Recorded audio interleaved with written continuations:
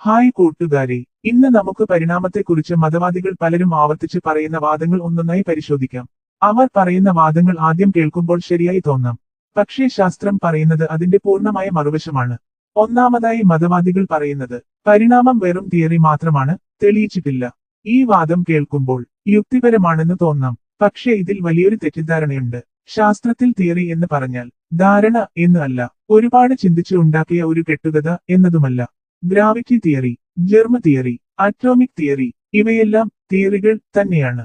അതായത് വിപുലമായ തെളിവുകൾ, പരീക്ഷണങ്ങൾ, നിരീക്ഷണങ്ങൾ, പരിശോധിക്കാവുന്ന വിവരങ്ങൾ ഇവയെല്ലാം ചേർത്ത് നിർമ്മിച്ച ശക്തമായ വിശദീകരണം എന്നതാണ് തിയറി. ഇതിനെക്കുറിച്ച് പറയുന്ന ശാസ്ത്രീയ റഫറൻസ് ലിങ്കുകൾ ഡിസ്ക്രിപ്ഷനിൽ കൊടുക്കുന്നുണ്ട്. രണ്ടാമതായി മതവാദികൾ പറയുന്ന വാദം ഇവല്യൂഷന് ഒരു ഡയറക്റ്റ് തെളിവുമില്ല. ഇതും ആദ്യം കേൾക്കുമ്പോൾ ശരിയാണല്ലോ എന്ന് തോന്നാം. പക്ഷേ യാഥാർത്ഥ്യം മറ്റൊന്നാണ്. ലാബിൽ ശാസ്ത്രജ്ഞർ ബാക്ടീരിയയെ പല ബില്യൺ തലമുറകൾ വരെ വളർത്തി നോക്കിയപ്പോൾ അവയ്ക്ക് പുതുതായി സിറ്റിറേറ്റ് മെറ്റബലിസം എന്ന കഴിവ് രൂപപ്പെട്ടതായി നേരിട്ട് കണ്ടിട്ടുണ്ട്.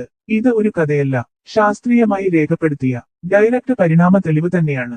ഈ പഠനങ്ങളുടെ ലിങ്കുകളും ഡിസ്ക്രിപ്ഷനിൽ കൊടുക്കുന്നുണ്ട്. മൂന്നാമതായി മതവാദികൾ പറയുന്ന വാദം ആന്റിബയോട്ടിക്കിനു എതിരായ റെസിസ്റ്റൻസ് ഒരു സാധാരണ അഡാപ്റ്റേഷനാണ്, ഇവല്യൂഷൻ അല്ല. ഈ വാദവും കേൾക്കുമ്പോൾ യുക്തിപരമാണെന്ന് തോന്നാം. പക്ഷേ ശാസ്ത്രം പറയുന്നത് അതിൽ നിന്ന് പൂർണ്ണമായും വിപരീതമായ ഒന്നാണ്. ബാക്ടീരിയക്ക് റെസിസ്റ്റൻസ് ഉണ്ടാകുന്നത് മ്യൂട്ടേഷൻ, നാച്ചുറൽ സെലക്ഷൻ, അഡാപ്റ്റേഷൻ എന്നിങ്ങനെ വരുന്ന ഒരു ശുദ്ധമായ പരിണാമ പ്രക്രിയ കൊണ്ടാണ്. ഈ പഠനങ്ങളുടെയും റഫറൻസ് ലിങ്കുകൾ ഡിസ്ക്രിപ്ഷനിൽ കൊടുത്തിട്ടുണ്ട്. നാലാമതായി മതവാദികൾ പറയുന്ന വാദം പരിണാമത്തിൽ ഒരു ജീവി മറ്റൊരു ജീവിയായി മാറുന്ന തരത്തിൽ. ഈ ജീവികൾക്ക് രണ്ടിന്റെയും ഇടയിൽ ജീവിച്ചിരുന്ന ജീവികളുടെ ഫോസിലുകൾ ഒന്നും തന്നെ കിട്ടിയിട്ടില്ല. ട്രാൻസിഷണൽ രൂപങ്ങൾ അപൂർവമാണ്. ഇതും കേൾക്കുമ്പോൾ പറയുന്നത് പൂർണ്ണമായും ശരിയാണല്ലോ എന്ന് ആർക്കും തോന്നാം. പക്ഷേ സത്യത്തിൽ ട്രാൻസിഷണൽ ഫോസിൽസ് ലിറ്ററലി ധാരാളമുണ്ട്.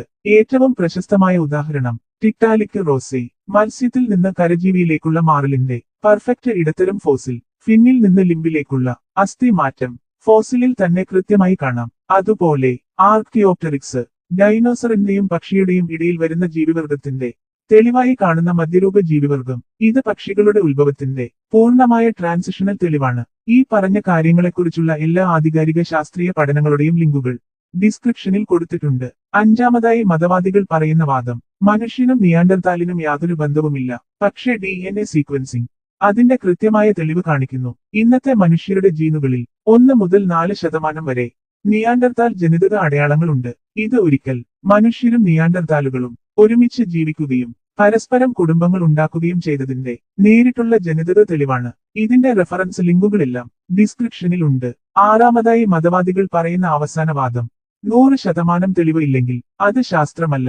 ഇതും കേൾക്കുമ്പോൾ ശരിയാണല്ലോ എന്ന് തോന്നാം. പക്ഷേ ഇത് ശാസ്ത്രത്തിന്റെ അടിസ്ഥാനത്തിൽ നിലനിൽക്കുന്ന വാദമല്ല.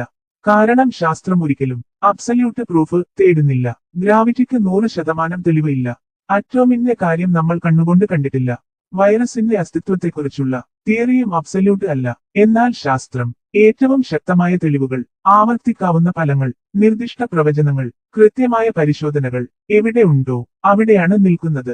ഈ എല്ലാ മേഖലകളും ചേർന്ന് പരിണാമത്തെ പെർഫെക്റ്റ് ശാസ്ത്രീയ സത്യം ആയി സ്ഥിരീകരിക്കുന്നു.